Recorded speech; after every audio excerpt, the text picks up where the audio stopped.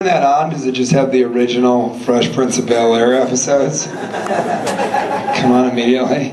The TV's so big I think I could get in it and do my comedy inside of the TV. And you guys could see me in TV, or on TV, but I'd be in it. This is good here too. When that isn't plugged in, just leave the plug hanging. So we know that it's not plugged in. No one's worried about that thing suddenly going off, you know? Because of what's happening with it. This is lovely. I kept those TVs on. Just in the corner. In case some of you are like, don't care for the comedy show, I'd like to go watch the news in a nook. Or a cranny, depending on whatever. So, sorry I'm a little under the weather, but I got a French manicure, which is nice. I got it as a joke in Michigan. It's nice when people are talking to you and they don't know you that well, and they talk to you and they don't notice it at first, but then they do later, and they're startled, and you can tell. You know, they're like, hey man, yeah, oh yeah, no, it's great. Actually, I've been to Sundance 2 or 3 times. Oh, I've been here a couple of times, and I'm always like, what? What is that? What's wrong?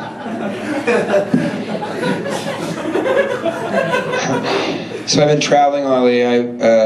I do something now to make myself laugh. I have a rider now, which is what I require or I won't perform. And so I have regular things on my rider, and then I put in 2 things that just make me laugh.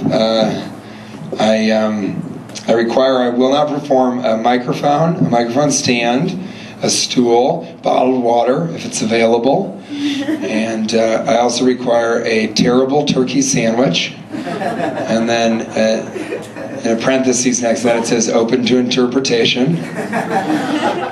And then I require will not perform either a real piñata or a hand-drawn picture of a piñata.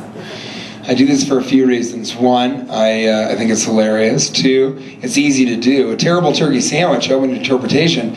This girl came to me, she goes, I'm so sorry, all we have is ham sandwiches, so we got you a ham sandwich. Is that okay? I said, a ham sandwich? That's a pretty terrible turkey sandwich. I like the way you're interpreting things. And then, if you can't get a real piñata, anyone can draw a picture of a piñata, and if you won't, then I won't perform, like I didn't for 45 minutes in upstate New York at Elmira College. And if you have never seen a 22-year-old begrudgingly draw a piñata, I recommend it. It's a lot of fun. It is. But sometimes people give me great piñatas, and one time I took this piñata and I carried it on the plane with me. I was in this small airport. It was like 2 gates, 15 passengers. I went to the bathroom. I couldn't carry everything. And when I came out, this TSA agent goes, excuse me, sir, do you have all your belongings with you? And I said, yeah, I think so. I think. She goes, really? Those aren't your belongings over there? Those aren't your belongings? And I looked over, my belongings, plural, was just a lonely piñata, you know? And I said, oh yeah, that's my piñata. She goes, well, if you leave your belongings by themselves, we're forced to confiscate and destroy them. And I said, what do you mean? She said, if you leave them by themselves, we're forced to confiscate and destroy them. And I said, okay, go ahead. Go for it if you want to.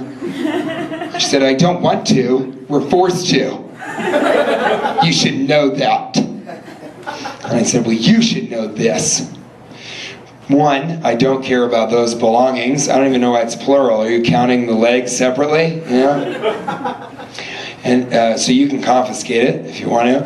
And 2, if you destroy those belongings, you're going to get a lot of candy. She didn't think that was super funny. I'm tired of people, people who have a small modicum of authority over you will exert control that they don't need to. Like I was at a haunted house and I was trying to pay with a credit card and the girl was like, I'm gonna need to see some ID. And I said, okay. And I didn't have my ID, so I said, look, I'm so sorry, I'm with my friends. You guys are almost closed. I don't have my ID, can you just trust me? And this is my credit card. She goes, sorry, no credit card, no ID. Which didn't make any sense at all. In fact, that's the exact opposite of the truth, you know? And I said, yeah, but I mean, I know that's the protocol, but can you, just under the circumstances? She goes, sorry, no credit card, no ID. Which made less sense when she said it slower. I said, okay, I just want to get this straight before I leave. So you won't let me pay to go in because you're concerned I have a credit card, but I don't have ID. So you're worried that I stole the credit card and headed straight to the haunted house. Like I found a credit card and I was like, yeah, what do we do? Buy electronics? No, let's go get scared for 25 minutes. It's crazy. That's what I'm saying. It's crazy. This is good. This feels like a hot room, you know? Some of my best thinking is done in my shirt that says Idaho, Udaho. And I was thinking about how, you know, language really is elastic. Even changing one letter can change the semantics of a word. And then I was having a totally separate thought. I was thinking about how our perception of our own bodies is much more important than other people's perception of our bodies. And I was thinking about that when I was wearing my shirt that says, this ain't a beer belly, it's a gas tank for a fuck machine.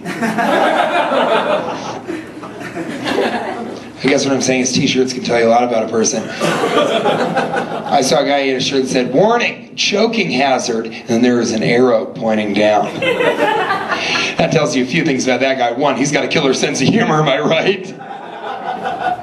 Two, he's concerned about people's safety, that's a bonus. And three, he's a date rapist. So don't talk to him, ever. I'm single now. The way I pick up women is I sing an Ace of Base song a cappella. It doesn't really matter if you know the song. I just walk up to a girl and I'm like, excuse me.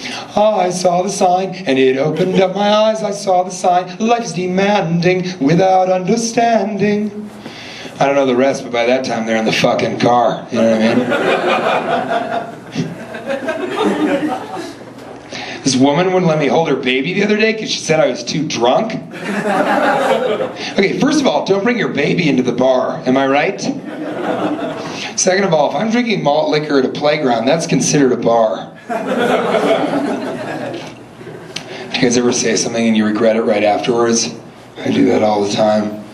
Worst thing I ever said, this girl came to a party, and then she went to the bathroom, and I turned to my friend, I go, ooh, looks like she got hit in the face with a shovel. And he was like, she did get hit in the face with a shovel. And I was like, sorry. He's like, TJ, you hit her in the face with a shovel. 3 weeks ago, you were burying treasure, and she scared you. And that's true. She came out of nowhere.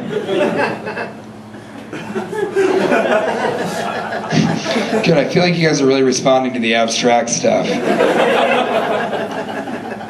So I'm going to keep heading down that road.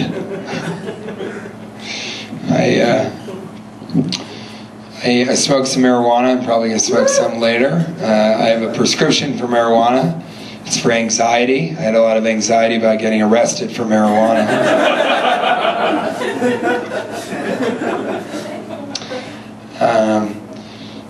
But I get high and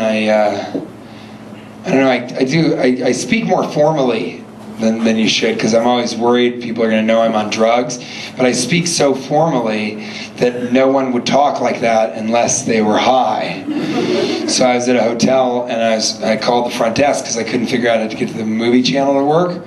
And I called and I was like, excuse me, sir, I'd like to speak with the proprietor of this establishment. The inhabitant of room 313 is having trouble with the entertainment center. And then we talked for a while, and then I was on hold for a really long time. And then I realized that I had forgotten if I had told him to hold on, or if he had told me to hold on, which is a difficult thing to come back from, you know? Because you're like, hello? He's like, hello? And I said, you there? He said, yeah, are you? I said, yeah, hold on. I forgot about it again. Let's do some short jokes, huh?